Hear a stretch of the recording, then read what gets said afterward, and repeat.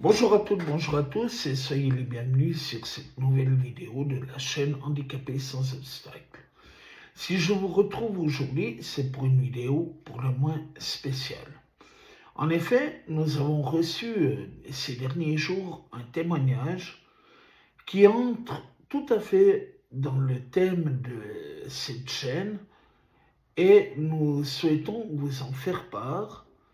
Et d'ici quelques jours, vous trouverez une deuxième vidéo dans laquelle nous allons partager notre vécu, nos expériences en rapport avec cette vidéo. Alors, encore une fois, je vais lire ce témoignage. Je n'y apporterai aucun commentaire dans cette vidéo, mais tous les commentaires seront dans la prochaine vidéo que vous retrouverez dans quelques jours sur cette même chaîne. Alors, je vous souhaite un bon visionnage et nous sommes toujours ouverts à vos remarques, critiques et commentaires. Je m'appelle Clément Hainaut, j'ai 23 ans et je suis non-voyant depuis l'âge de 11 mois. Depuis mon baccalauréat, je me bats pour suivre des études supérieures. C'est un parcours du combattant. Je vis dans un monde de voyants où, a priori, rien n'a été fait pour les aveugles. Cette année, j'ai vécu une expérience qui m'a profondément bouleversé et découragé de continuer. Tout avait pourtant bien commencé. J'avais été admis à l'Institut régional du travail social de Montrouge, près de chez moi, pour y suivre une formation de conseiller en économie sociale et familiale, un métier au service des gens et qui, pour cette raison, m'attirait. J'avais passé l'entretien de motivation fin juin. J'étais très motivé. Le premier jour, comme les autres étudiants, on m'a offert un livre en noir, Les métamorphoses de la question sociale, une chronique du salariat. Comment puis-je le lire ? J'ai demandé. Tu le lis si tu veux, m'a répondu Madame Mauduit, responsable handicap. A-t-elle jamais essayé de lire en fermant les yeux ? J'ai trouvé cette réponse absurde et choquante. J'ai tout fait pour trouver une version numérique accessible de ce livre. En vain. Avec le recul, je crois que ça en disait long. Dès le début, rien n'a été fait pour faciliter mon intégration. Rien, comme si c'était à moi de trouver des solutions pour m'intégrer. D'abord, avoir accès aux cours. La plupart des professeurs distribuaient des polycopiés, illisibles pour moi. Il n'y en avait qu'une poignée qui prenait la peine de transmettre les documents en version numérique. J'avais à ma disposition la moitié des devoirs, la moitié des leçons. Pour le reste, c'était débrouille-toi. Ensuite, pour les déplacements, trouver les salles de classe inscrites au marqueur sur tableau à l'entrée du bâtiment était impossible. Me rendre à la cantine située à 500 mètres du bâtiment également. Et si j'avais le malheur de solliciter l'aide de mes camarades, on me le reprochait. Très vite, on m'a reproché mon manque d'autonomie. On ne m'a pas laissé le temps de m'adapter. Il faut comprendre que pour un aveugle, l'autonomie est un défi, une bataille. Ce n'est pas quelque chose de gagné d'avance ou une qualité intrinsèque. Il faut mettre en place des solutions pour la rendre possible. Mais l'IRTS de Montrouge a décidé de m'en imputer intégralement la responsabilité. Dès la première semaine, j'ai été convoqué à un entretien avec la responsable handicap, Madame Martine Mauduit, où il m'a été demandé de faire des efforts. Mais comment? En retrouvant la vue? Il y avait un autre étudiant aveugle, Germano, plus autonome que moi. Je devais donc en être capable, comme si tous les handicaps étaient semblables. Cette démarche de culpabilisation s'est poursuivie. 2 semaines plus tard, j'étais déjà convoqué à un nouvel entretien, pour lequel le directeur, M. Éric Marchandet, s'était déplacé en personne. On m'a expliqué que c'était très rare et que sa présence était donc un grand honneur. Je devais me sentir flatté. Lors de cet entretien, j'ai été fortement incité à réfléchir à une suspension de scolarité. On ne me proposait aucune solution pour remédier au problème d'autonomie. C'était clair, il me poussait vers la sortie. À partir de là, je me suis senti sur la sellette. J'ai compris qu'ils cherchaient une excuse pour me virer et que leur désir profond n'était pas de m'intégrer, mais de se débarrasser de moi, car j'étais encombrant.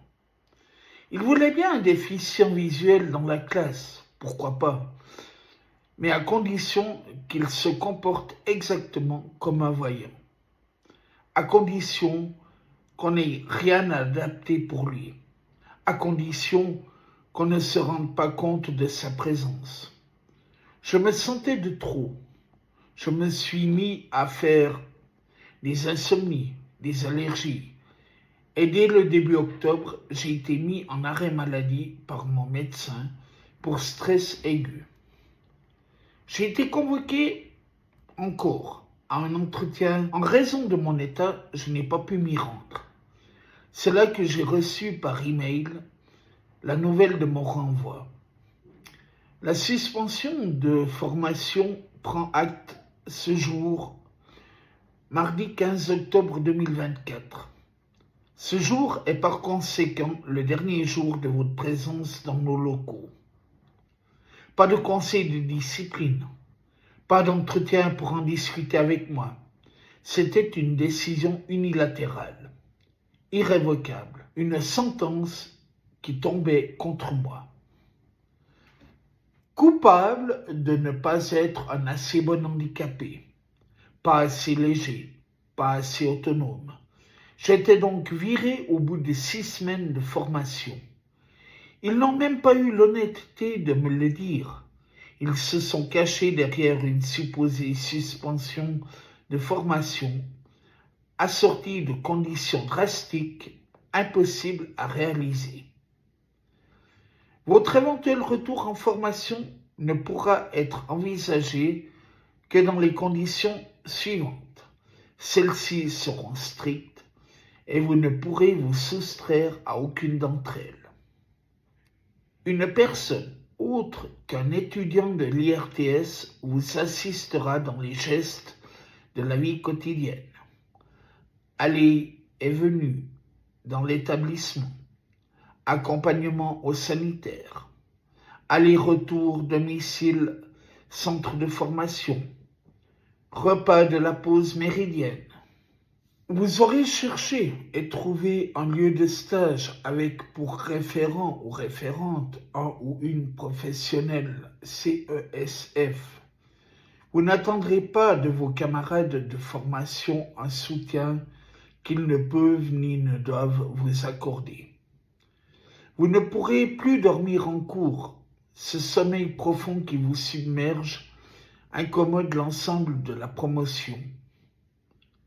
J'ai trouvé ces 2 derniers points profondément choquants.